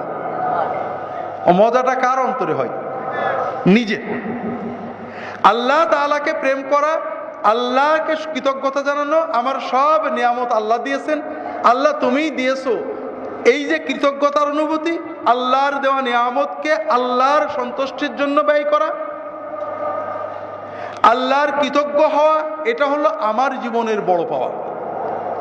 কাজেই আমি যখন বুঝবো যে এই কাজটা করলে আমার লাভ, আমার কল্যাণ, আল্লাহর সামনে দাঁড়ালে আমার লাভ, তাহলে আমার জন্য দাঁড়ানোটা কল্যাণময় হবে এবং আমি মজা পেতে থাকব। মজা হলো আল্লাহর এই যে নিয়ামত হিকমত দিয়েছিলেন লোকমান আলাইহিস সালামকে, লোকমান আলাইহিস সালামকে প্রজ্ঞা দিয়েছিলেন, জ্ঞান দিয়েছিলেন আল্লাহ তাআলা। জ্ঞানের প্রথম কথা হলো আল্লাহর প্রতি কৃতজ্ঞ হও। কৃতজ্ঞতার কয়েকটা দিক, এক হলো হৃদয় ভরা থাকবে যে আমার সব আল্লাহ দিয়েছেন, আমার না। আর এখানেই হলো বান্দার বড় পরীক্ষা। ইদা মাসাল ইনসানা দুররুন দাআনা, যখন বান্দার কোনো কষ্ট হয়, বিপদে পড়ে, খুব ডাকে। ভোটের আগে, পরীক্ষার আগে, বিয়ের আগে, চাকরি পাওয়ার আগে, ব্যবসায় বিপদে পড়লে আল্লাহ আর হাওমাও করে ডাকে, আছে না নেই? থুম্মা ইযা খাওয়াল্লাহু নি'মাতাম মিন্না ক্বালা ইন্নামা উতীতুহু আলা ইলমিন ইনদি। কিন্তু এরপরে যখন ওই বিপদ কেটে আমি কোনো নিয়ামত দিই, তখন বলে এটা আমার যোগ্যতায় অর্জন করেছি। যখন গোল্ডেন A+ পেয়ে গিয়েছে, পরীক্ষার আগে আল্লাহর কাছে ডাকতো, হুজুরের কাছে দোয়া চেয়েছে, সব ঠিক আছে। রেজাল্ট হলে আমার ছেলে কি পড়া যে পড়তো, আমি যে কত কষ্ট করেছি। ভোটের আগে আল্লাহর খুব ডেকেছে, ভোট হয়ে গেলেই কত কষ্ট করে কত জনসেবা করে আমি জিতেছি। চাকরির আগে আল্লাহর খুব ডেকেছে, কিন্তু চাকরির পরে নিজের যোগ্যতার গৌরব করেছে। ব্যবসার আগে আল্লাহর খুব ডেকেছে, এখন বড় লোকে নিজের যোগ্যতার খুব গৌরব করছে। আছে না নেই? আল্লাহ বলছেন বালিয়া ফিতনা, এটা তোমার বড় পরীক্ষা বান্দা। এই পরীক্ষা আগে অনেকে ফেল করেছে, যেমন কারুন ফেল করেছে। ভাইরা, এটা খুব ভালো করে আমাদের বুঝতে হবে। ব্যক্তি জীবনে, সমাজ জীবনে, জাতীয় জীবনে আল্লাহর প্রতি কৃতজ্ঞতা ভুলে গেলে বিপর্যয় আসে, গজব আসে। আল্লাহর প্রতি কৃতজ্ঞ থাকলে আল্লাহর নিয়ামত আছে। জাতীয় জীবনের কথা আল্লাহ কোরআন কারীমে এক জায়গায় বলেছেন, দরাবাল্লাহু মাসালান কারিয়াতান কানাত আমিনাতান মুতমাইন্নাতান ইয়াতিহা রিজকুহা রাগাদাম মিন কুল্লি মাকান ফাকাফারাত বিআনআমিল্লাহ। আল্লাহ একটা জনপদের কথা বললেন, একটা জাতির কথা বললেন, যে জাতি আল্লাহ নিয়ামত দিয়েছেন। দুটো নিয়ামত, একটা হলো রিজিকের নিয়ামত, একটা নিরাপত্তার নিয়ামত। কথা বোঝেননি? আমাদের জীবনের সবচেয়ে বড় নিয়ামত হলো নিরাপত্তা, আর সবচেয়ে বড় কষ্ট হলো নিরাপত্তাহীনতা। কয়েকদিন আগে একটা কথা বলছি, মালয়েশিয়া একটা স্টেট, কি কাটালাং নাকি জন্য নাম স্টেটটার, এই স্টেটে আমাদের এক ভাই প্রায় 22 বছর ছিলেন, এই কয়েক বছর আগে চলে আসছেন। বললেন যে মজা হলো, এই স্টেটটা বিল্ডিংয়ে কুয়ালালামপুরের মতো অত উন্নত না, কিন্তু নিরাপত্তা অভূতপূর্ব, কোনো চোর নেই। দরজা খুলে চলে আসছি, দরজা বন্ধ করে চাবিটা দরজার পাশে রেখে আসি, চোর নেই, চুরি ডাকাতি চিন্তায় রাহাজানি নেই। কথা বুঝতে পারেননি? এই নিরাপত্তা, এটা আল্লাহর বড় নিয়ামত, এবং এটা আসেও আল্লাহর কৃতজ্ঞতার ভিতর দিয়ে। তাহলে নিরাপত্তার বড় একটা দিক হলো, বলে আল্লাহর নিয়ামতের বড় দিক ইয়াতিয়া রিজকুহা রাগাদাম মিন কুল্লি মাকান, একটা হলো নিরাপত্তা আর একটা হলো রিজক। ফাকাফারাত বিআনআমিল্লাহ, আল্লাহর নিয়ামতের কুফরি করলো। আল্লাহ যে এটা দিয়েছে, আল্লাহর পথে থাকতে হবে, আল্লাহর প্রতি কৃতজ্ঞতা প্রকাশ করতে হবে, এটা হলো না। এটা আমাদের অর্জন, আমরা কষ্ট করে করেছি, আমাদের গৌরব। অথবা আল্লাহর পথের বাইরে পাপাচার, দুর্নীতি, অন্যায় ঢুকে গেল, তখন আল্লাহ তাদের দুটো নিয়ামতের বদলে দুটো গজব দিলেন। একটা হলো নিরাপত্তাহীনতা। কথা বুঝতে পারেননি? নিরাপত্তাহীনতার চেয়ে বড় গজব নেই।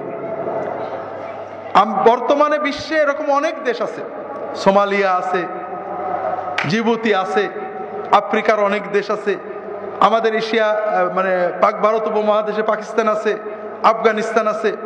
যেসব দেশে সকালে মানুষ বেরোলে বিকালে জীবন নিয়ে ফিরবে এরকম কোনো নিশ্চয়তা নেই। মানুষ মারা যাচ্ছে, কেন মারা যাচ্ছে তাও জানে না, কে মারলো তাও জানে না, যে মারলো সেও জানে না আমি কাকে মারলাম। বড় দুর্ভাগ্য ভাইয়েরা, বড় দুর্ভাগ্য। এটা আল্লাহর বড় গজব। এটা কখন আসে? যখন আমরা আল্লাহর নিয়ামতে নাশকরি করি, আল্লাহর দিনের বাইরে চলে যাই, আল্লাহর দিন নিয়ে মশকরা করি, আল্লাহর দিনকে নবীজির তরিকায় না মেনে নিজের গায়ের জোরে মানতে চাই। এগুলো সবই আল্লাহর নিয়ামত থেকে আমাদেরকে দূরে নিয়ে যায়। আর একটা হলো দারিদ্র, ক্ষুধার কষ্ট। যখন কোনো জনপদ আল্লাহর নিয়ামতের কৃতজ্ঞতা করে, তখন আল্লাহ তার নিয়ামত বাড়িয়ে দেন। আল্লাহ কোরআন কারীমে বলেছেন, ওয়ালাউ আন্না আহলাল কুরা আমানু ওয়াত্তাকাউ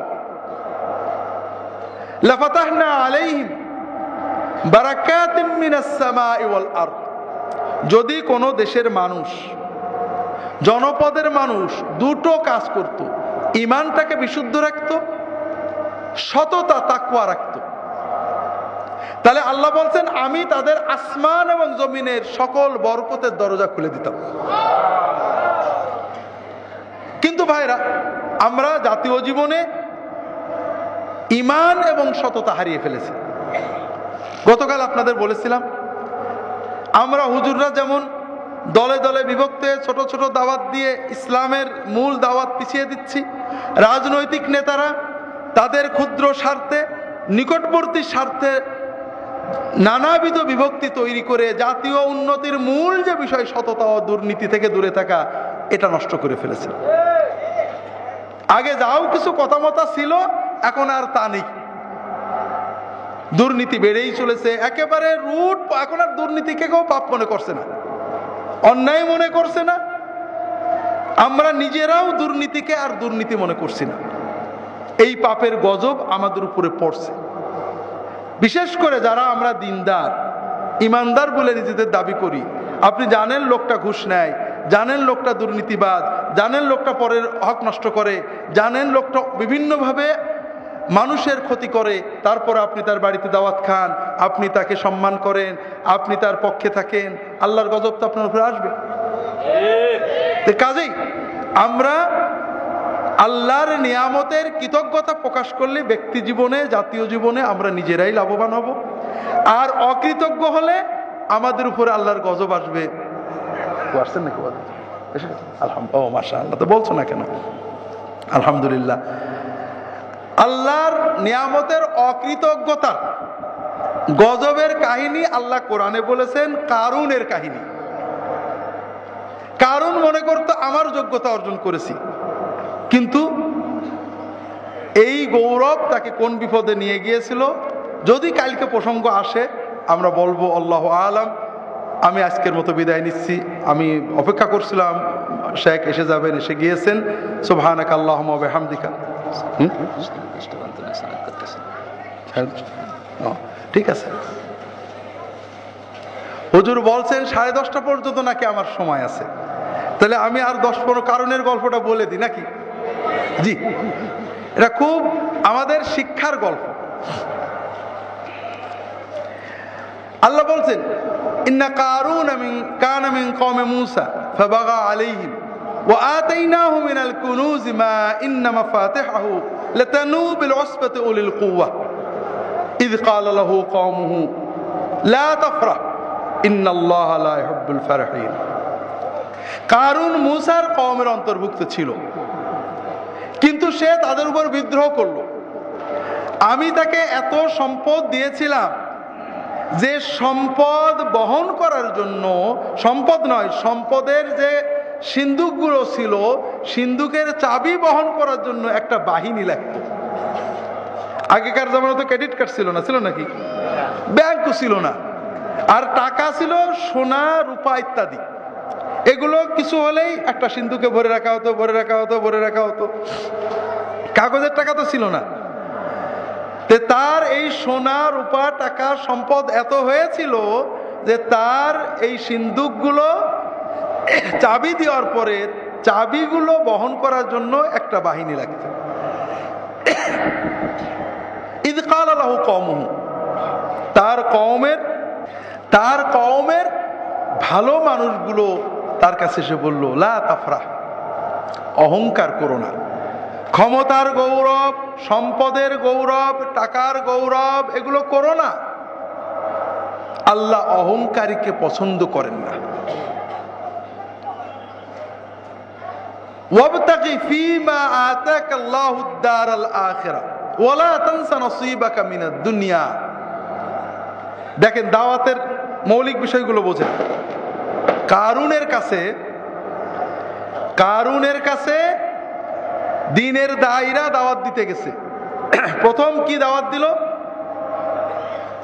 অহংকার করো না ভাই। সবচেয়ে বড় যে পাপ করছিল সেই পাপের প্রতি দৃষ্টি আকর্ষণ করা হলো, কারণ আল্লাহ অহংকারীকে পছন্দ করেন না। অহংকার, ঔদ্ধত্য, অতি উৎফুল্লতা, যে কোনো বিষয়ে একেবারে আনন্দ উল্লাসে ভেঙে পড়া, আল্লাহ এগুলো পছন্দ করেন না। এরপরে কি বললেন? ওয়াবতাগি ফীমা আতাকাল্লাহুদ দারাল আখিরাহ। আল্লাহ তোমাকে যত সম্পদ দিয়েছে, এই সম্পদ দিয়ে তুমি মূলত তোমার উচিত হলো আখিরাত ক্রয় করা। তোমার সম্পদ কিসে ব্যবহার করবে? আখিরাতের জন্য। আমাদেরও দাওয়াতের ক্ষেত্রে এটা মনে রাখতে হবে যে মানুষ ঘুমিয়ে থাকে। আমি মাঝে মাঝে বলি, এটা খুব বাস্তব, আপনাদের মাহফিলে বলা হয়নি, বলতে পারি। উত্তরা আমার এক বন্ধু আছেন, বেশ কয়েক মাস আগের ঘটনা। উত্তরার আমার এই বন্ধু, উনি দিনদার মানুষ, ব্যবসায়ী। ওনার পাশের ফ্ল্যাট, বড় বিল্ডিং, 4 ইউনিটের বড় ফ্ল্যাট, উনি মালিক, ডাক্তার মানুষ, খুব কড়া, কারোর কাছে ভিজিট কম নেয় না। রোগ দিয়েছে আল্লাহ টাকা দিবা নাকি, খুব কড়া। অনেক সম্পদ করেছেন, গাজীপুরে কয়েক কোটি টাকা জমা জমি আছে, বাড়ি ঘর আছে।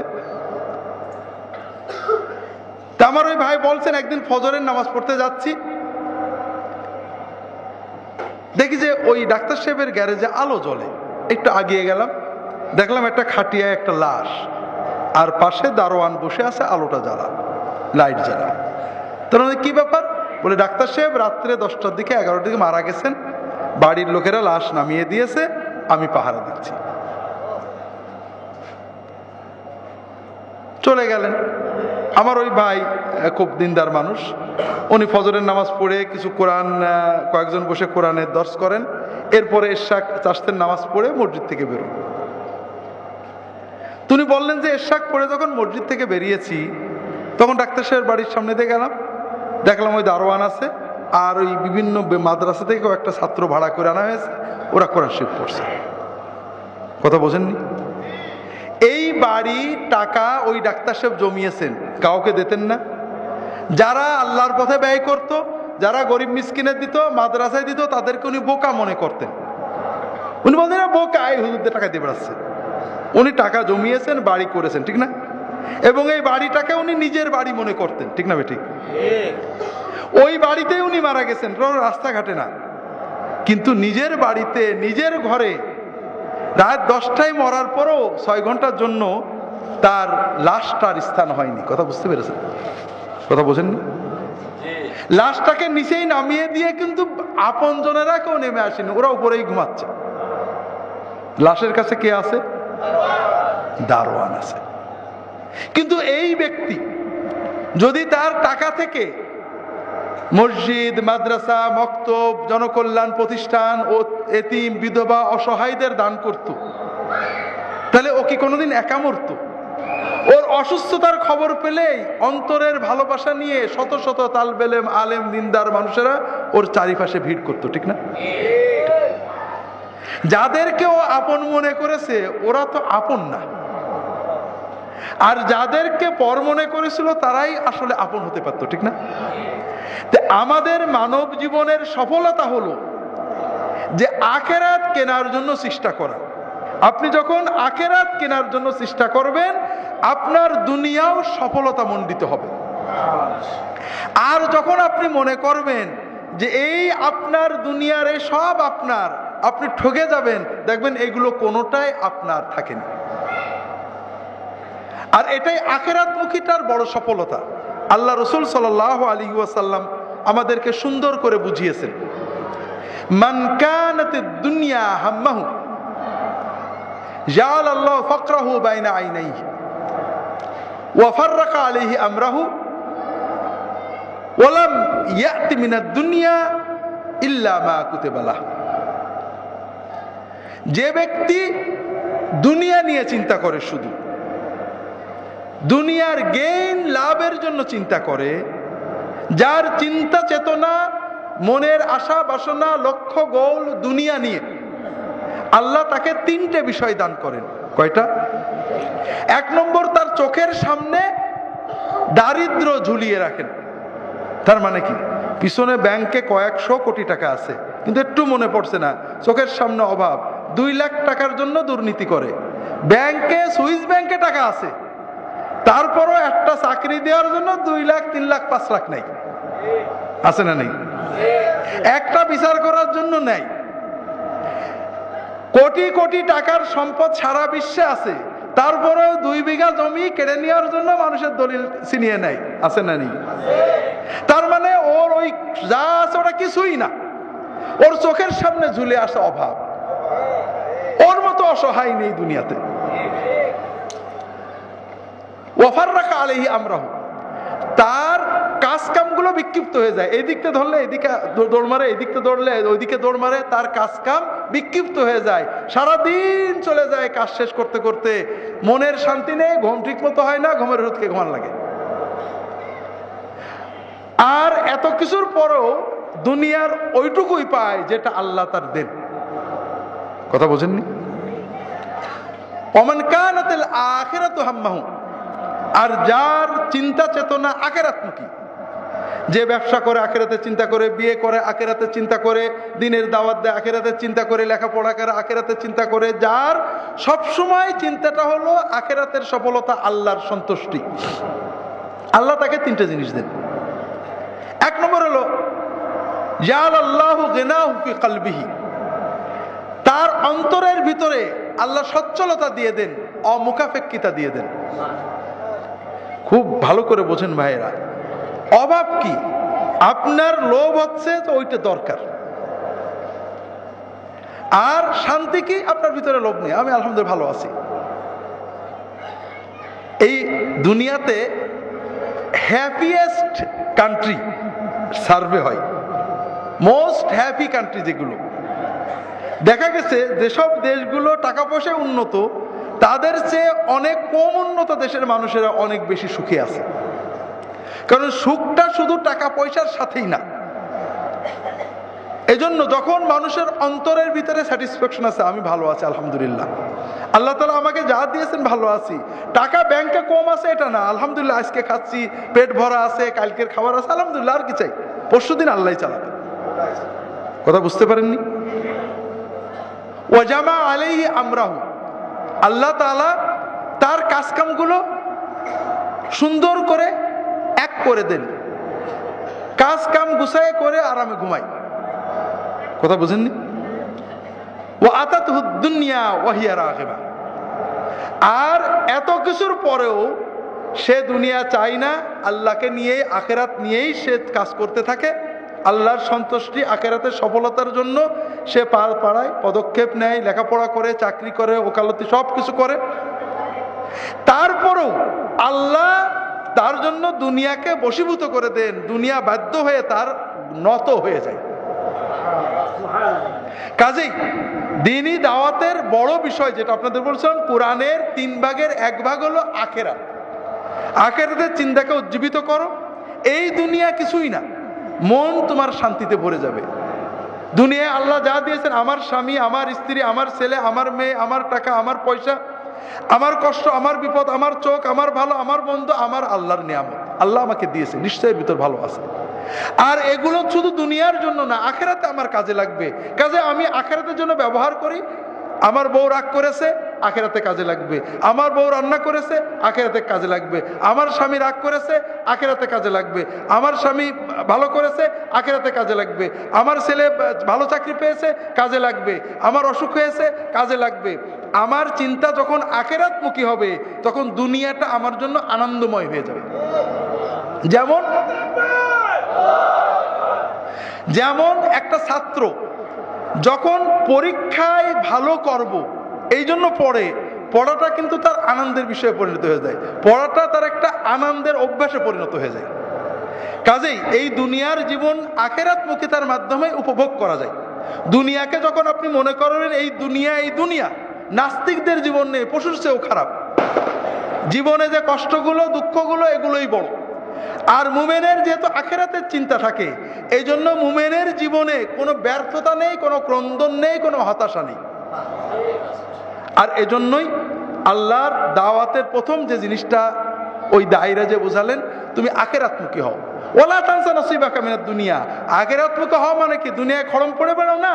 তোমার আল্লাহ যে পরিমাণ টাকা দিয়েছে, অর্থনৈতিক পর্যায় অনুযায়ী তোমার গাড়ি থাকবে, বাড়ি থাকবে, আনন্দ থাকবে, থাকুক, কিন্তু তোমার ম্যাক্সিমাম হবে আখিরাতের জন্য, সাধারণ হবে দুনিয়ার জন্য। ওয়া আহসিন কামা আহসানাল্লাহু ইলাইক। আল্লাহ যেমন তোমাকে উপকার করেছেন, তুমি আল্লাহর বান্দাদের কল্যাণে হাত বাড়িয়ে দাও।